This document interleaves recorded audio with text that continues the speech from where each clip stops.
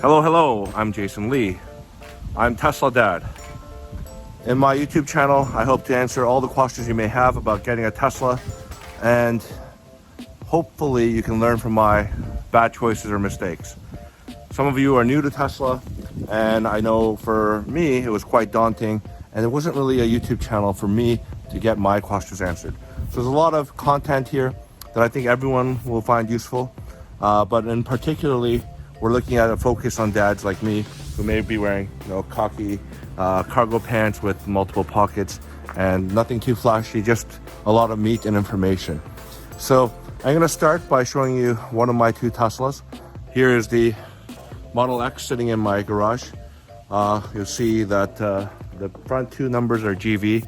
You want to retain the GV license plate if you ever get a Tesla, especially if you live in Ontario in Canada, because that'll allow you to use most of the bypass lanes or the fast lanes or the carpool lanes, because there's a GV exemption. If you don't and get a vanity plate, you may get it pulled over unnecessarily. Of course, you won't get a ticket once the police officer finds out that you have a green vehicle, but still, it's a bit of a hassle that no one wants to deal with.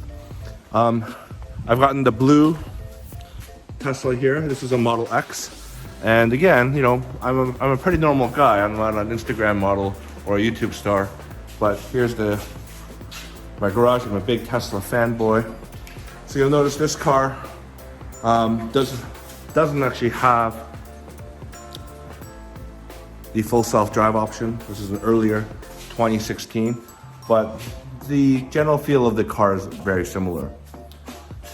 I'll be getting a new refreshed Model X, and I hope to be able to share some of what I learned with that as well. So the first thing you want to know before getting any Tesla is this car going to be big enough for my family?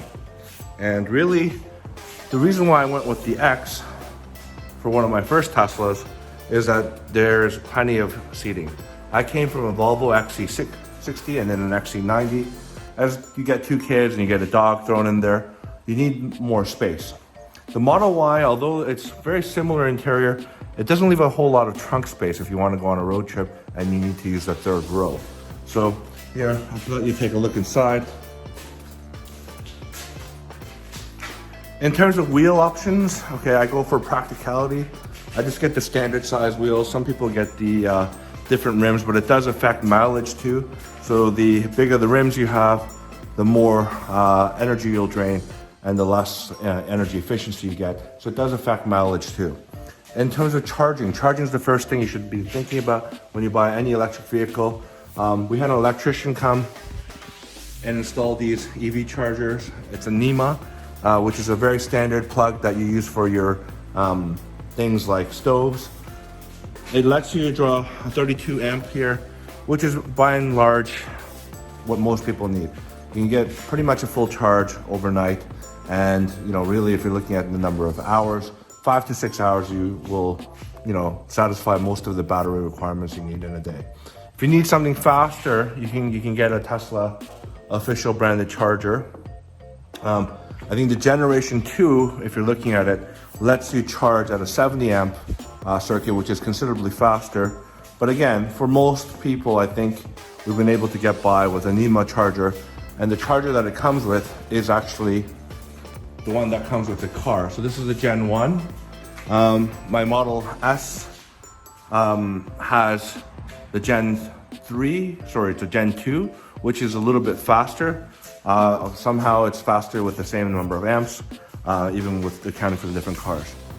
Now, the other thing I didn't realize before I had the Teslas was that the charging speed is dependent on what kind of car you have. So the Model X charges slower for the same number of amps versus the Model S, because it's a smaller car, I guess, and doesn't require as much electricity to go the same distance.